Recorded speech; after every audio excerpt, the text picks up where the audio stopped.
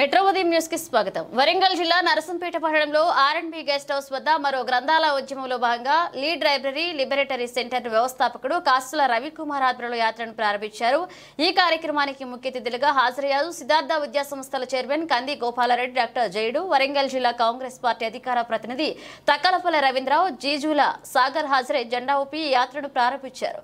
ఈ సందర్భంగా వారు మాట్లాడుతూ గ్రంథాలయాల ప్రాముఖ్యతను తెలియజేస్తూ ప్రతి ఊర్లోనూ గ్రామాన గ్రంథాలయాల ఏర్పాటు ఆవశ్యకతను వివరించారు. అంతేకాకుండా యాత్ర ద్వారా గ్రంథాలయాల ప్రాముఖ్యతను వివరిస్తున్న కాసుల రవికుమార్ ను ప్రత్యేకంగా అభినందించారు.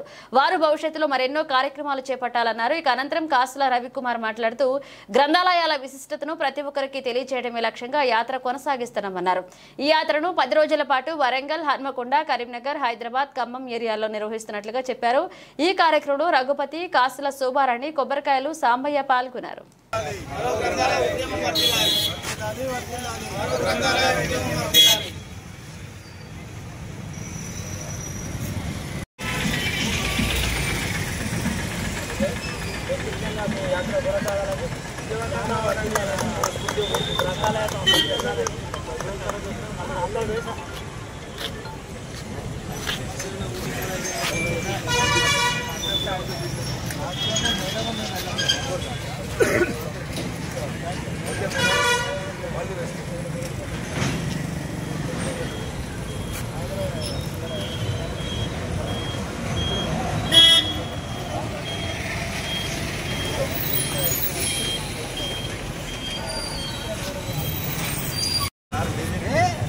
లేదు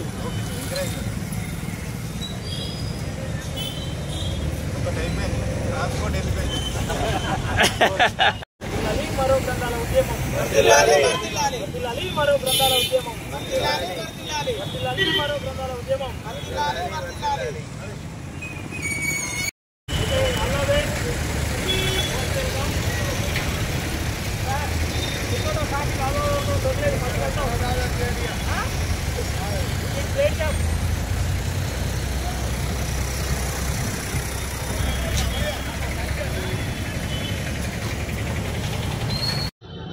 మిత్రులు రవి గారు లీడ్ కేర్ లైబ్రరీ సంస్థను స్వచ్ఛందంగా నడిపిస్తున్న మిత్రులు రవికుమార్ గారి ఆధ్వర్యంలో తెలంగాణ రాష్ట్రంలో మరో గ్రంథాలయ ఉద్యమాన్ని నేడు నర్సంపేట గడ్డ మీద ప్రారంభించుకోవడం శుభపరిణామం. ఈ కార్యక్రమంలో పాల్గొన్న పుర ప్రముఖులకు, మేధావులకు అందరికీ కూడా పేరు పేరున నమస్కారం తెలుపుకుంటూ, వాస్తవంగా ఈ వర్తమానంలో గతాన్ని నెమరు వేసుకుంటూ భవిష్యత్తుకు బాటలు వేసేది, దానికి మూల స్తంభంగా నిలిచేది గ్రంథాలయాలు. ఎందుకంటే ఈ చరిత్ర మొత్తాన్ని కూడా మన గతంలో, ఎందుకంటే మన జీవన మనగడలో సగటు జీవితం 50-60 ఏళ్ళు 70 ఏళ్ళు ఉంటే ఆ రోల్ మొత్తాన్ని కూడా గత చరిత్ర అంతా కొన్ని వేల సంవత్సరాల చరిత్రను మనం తెలుసుకుంటూ భవిష్యత్తులో ఏ విధంగా ఉన్నత స్థితికి వ్యక్తిగా కానీ, వ్యవస్థగా కానీ, సంఘంగా కానీ ముందుకు సాగాలి అంటే ముందు మన క్రమశిక్షణతో, ఒక నడవడికతో ముందుకు వెళ్ళాలి అంటే గత ఇతిహాసాలను వాటిని నెమరు వేసుకుంటూ పోవాలంటే గ్రంథాలయాలు ఎంతో ముఖ్యమైనవి. వాస్తవంగా ఇంతకుముందు పెద్దలు చెప్పినట్టుగా ఏదైతే ఈ ఆధునిక ప్రపంచంలో మొట్టమొదటగా ఈ గ్రంథాలయ ఉద్యమాన్ని స్థాపించినటువంటి రవికుమార్ అండ్ బృందము చాలా చిరస్మరణీయులు. దీని ద్వారా ఈరోజు మనం చూస్తూ ఉన్నాం, గమనిస్తూ ఉన్నాం, పిల్లలు పాఠ్యపుస్తకాలకు దూరమై సెల్ ఫోన్లకు లోనై వారి జీవితాలను ఖరాబు చేసుకున్నటువంటి సందర్భంలో ప్రతి గ్రామానికి కూడా ఒక మంచి ఉద్యమ స్ఫూర్తిని, నిజంగా కూడా ఇది లైబ్రరీ ఉద్యమమే, ఇది ఈ ఉద్యమాన్ని అన్ని గ్రామాలకు తీసుకుపోయి మంచి కార్యక్రమాలను నిర్వహిస్తున్నారు. కావలసినటువంటి పుస్తకాల సేకరణ ఏదైతే ఉన్నదో అది చక్కటి పుస్తకాల సేకరణను మరి సేకరించి అందరి పిల్లలకు చేరవేయడం అనేది ఒక అభినందించదగ్గ విషయం. దీన్ని మనం చాలా స్వాగతించాలి. అందరూ కూడా సమాజ హితం కోరి చేసేటువంటి కార్యక్రమం ఇది. సమాజ హితం అనేదంటే మనందరికీ తెలుసు, పుస్తకాల పఠనాంశాల ద్వారానే పిల్లలు బాగుపడడం కానీ, మేధో సంపత్తి కానీ పెరగడం అనేది జరుగుతుంటుంది. కాబట్టి దీన్ని మనం అందరం ప్రోత్సహించవలసినటువంటి గురుతర బాధ్యత ప్రతి పౌరుని మీద ఉందని నేను ప్రగాఢంగా విశ్వసిస్తూ, మరి ఇక్కడ ఈ గ్రంథాలయం చాలా చోట్ల, చాలా ప్రదేశాలలో, చాలా గ్రామాలలో కూడా విరసింపజేస్తున్నారు. వాటికి తోడ్పాటునివ్వవలసిందిగా సమాజంలో ఉండబడేటువంటి వారిని, అంటే సమాజ హితం కోరేటువంటి వారిని నేను కోరుచున్నాను. ఎక్కడైనా ఏ సందర్భంలోనైనా ఇట్లాంటి కార్యక్రమాలు చాలా తక్కువ చేస్తున్నారు. ఈ ప్రజోపకారమైనటువంటి కార్యక్రమాలు ఇవి. వీటిని అందరూ కూడా స్వాగతించాలి. వీరికి కావాల్సినటువంటి సహకారాన్ని కూడా అందరూ అందించవలసినటువంటి బాధ్యత మనందరి మీద ఉంది. ముఖ్యంగా గవర్నమెంట్ కూడా దీన్ని ఒక స్ఫూర్తిగా తీసుకొని, ఎందుకంటే ఇది చాలా ముఖ్యమైనటువంటి అంశం కాబట్టి దీన్ని ఎక్కువ పాఠశాలల్లో కానివ్వండి, మరి కళాశాలల్లో కానివ్వండి, ఈ కార్యక్రమాన్ని చేపట్టి పూర్తి స్థాయిలో దీన్ని ఏర్పాటు చేయవలసినటువంటి బాధ్యత ప్రభుత్వం మీద ఉంది కాబట్టి ప్రభుత్వం కూడా గుర్తుపెట్టుకోవాలి. ప్రభుత్వానికి కూడా సూచనలు ఇస్తూ ఉన్నాడు రవికుమార్. ఆ సూచనలను పాటించి తప్పనిసరి అన్ని పాఠశాలల్లో మరీ పూర్తి స్థాయిలో చేసి ఈ ఆధునికమైనటువంటి సెల్ ఫోన్లను కాస్త పక్కకు పెట్టేసి పుస్తక పఠనం అనేది చాలా ఇంపార్టెంట్ కాబట్టి పుస్తక పఠనానికే ప్రాధాన్యత ఇవ్వాల్సిందిగా నేను కోరుతూ సెలవు. పత్రికా మిత్రులకి, పుర ప్రముఖులకి మరియు ముఖ్యంగా రవికుమార్ గారికి గ్రంథాలయము అంటే ఈ వార్డులోనే ఉంది. గ్రంథాలు కలిగి ఉండే ఆలయం. ముఖ్యం మన సంస్కృతి కావచ్చు, మతాల గురించి కావచ్చు, సైన్స్ గురించి కావచ్చు, సాంఘిక కార్యక్రమాలు కావచ్చు, ఏదైనా కావచ్చు. ఇప్పుడు మహాభారతం ఒక గ్రంథం, రామాయణం ఒక గ్రంథము, ఖురాన్, బైబిల్ ఇవన్నీ ఎలా వచ్చినాయి ముందుకెళ్తున్నాయి అంటే ఒకప్పుడు అన్నీ రాసేసి తాళపత్ర గ్రంథాలపైన, నిఘంటువులపైన రాసి ముందు వచ్చే తరాలకు ఆ యొక్క జ్ఞానాన్ని ఇచ్చేది గ్రంథాలు. కాబట్టి ఇప్పుడున్న అధునాతన సమాజంలో ఏంటంటే సెల్ ఫోన్స్ కావచ్చు, కంప్యూటర్స్ కావచ్చు, ఏదో ఇట్లా క్లిక్ చేయడము, వాళ్ళకు ఉన్న మ్యాటర్ను తెలుసుకోవడము, మళ్ళీ మర్చిపోవడము, ఇంకోటి సెల్ ఫోన్స్కు బానిసలుగా కావడం. అంటే నాలెడ్జ్ అనేది ఒక తరం నుంచి ఒక తరానికి పోకుండా ఒక బ్యారియర్ అవుతుంది, ఇండివిజువలైజ్ అవుతుంది. కాబట్టి గ్రంథాలయాల్ని ప్రోత్సహించాలని అవసరం ఉంది. మన యొక్క నాలెడ్జ్ కావచ్చు, సంస్కృతి క్రమాలు కావచ్చు, మన నాగరికత కావచ్చు, సింధు నాగరికత నుంచి ఇప్పటి వరకు మనం డెవలప్ అయినామంటే కారణం గ్రంథాలు. ఇప్పుడున్న యువతలో గ్రంథాలయాలను ప్రోత్సహించాల్సిన అవసరం ఉంది.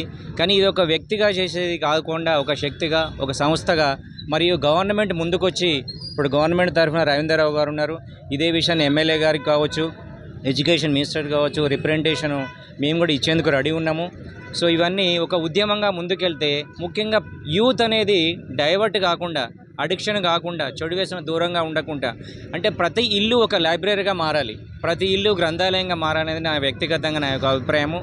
సో లైబ్రరీలో అన్ని రకాల పుస్తకాలు, సైన్స్ కావచ్చు, మతం గురించి కావచ్చు, కులం గురించి కావచ్చు, దేశ అభివృద్ధి గురించి ఏదైనా కావచ్చు, ప్రిజర్వ్ చేసి ముందు తరాలకు మనం ఇవ్వవలసిన బాధ్యత ఉంది. మంచి సమాజాన్ని, మంచి నడవడిక ఉన్న సమాజాన్ని, మంచి జ్ఞానం ఉన్న సమాజాన్ని ఇవ్వాలంటే దాని మూలాధారము గ్రంథాలయాన్ని చెప్తున్నాను. ఇదే ఉద్యమాన్ని ముందుకు తీసుకోవాల్సిందే మన సభ్యులందరూ కోరుతున్నాము. ఈ విషయంలో పత్రికా మిత్రులు, ఎలక్ట్రానిక్ మీడియా, ప్రింట్ మీడియా ఈ యొక్క విషయాన్ని సమాజంలో కొంచెం హైలైట్ చేస్తూ ముందుకు తీసుకుందా కోరుతూ ఈ అవకాశం మీ అందరికీ thank you sir. Thank you అనంట. నర్సంపేట నుండి మరో గ్రంథాలయ ఉద్యమ యాత్రను తెలంగాణ వ్యాప్తంగా ప్రారంభించినందుకు చాలా సంతోషాన్ని వ్యక్తం చేస్తున్నాము. గత 4 సంవత్సరాలుగా లీడ్ గ్రంథాలయాన్ని ప్రారంభించి గ్రంథాలయ ఉద్యమాన్ని మనం కొనసాగిస్తున్నాము. ఈరోజు మంచిగంటి గారి యొక్క సహకారంతో తెలంగాణలో ఉన్నటువంటి అన్ని జిల్లాల్లో ఈ మొదటి దశలో మేము ఈ యొక్క యాత్రను చేపట్టనున్నాం. గ్రంథాలయ ఉద్యమకర్తలను మరియు స్వచ్ఛందంగా గ్రంథాలయాలు నిర్వహిస్తున్నటువంటి వ్యక్తులను, సంస్థలను కలుస్తూ ఈ యొక్క గ్రంథాలయ ఉద్యమాన్ని మరింత ముందుకు తీసుకెళ్ళడానికి ఈ యొక్క యాత్ర మాకు ఉపయోగపడుతుందని ఆశిస్తున్నాం.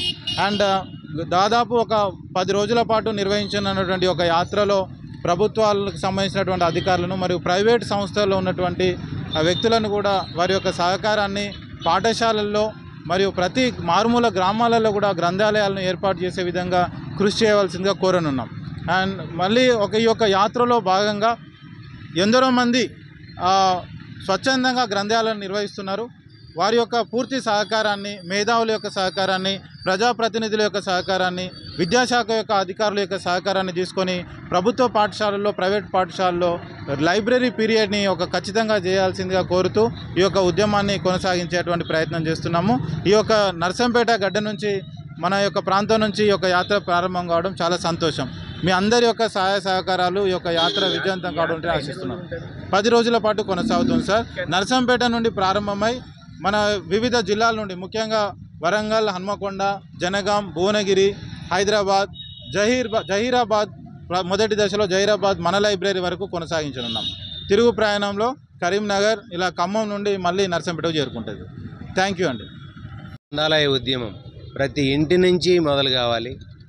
దాంతో ఆంధ్రప్రదేశ్లో మొదలైన గ్రంథాలయ ఉద్యమం తెలంగాణకు కూడా విస్తరించి 2 తెలుగు రాష్ట్రాల్లో పిల్లలందరూ బాగా చదువుకునే విధంగా చేస్తే వాళ్ళు జ్ఞానవంతులు అవుతారు. ఇవాళ ఉన్న టెక్నాలజీ దుర్వినియోగం చేస్తూ ఉన్నారు. దానికి విరుగుడుగా ఈ పుస్తకాలను మనం ప్రతి ఇంటి నుంచి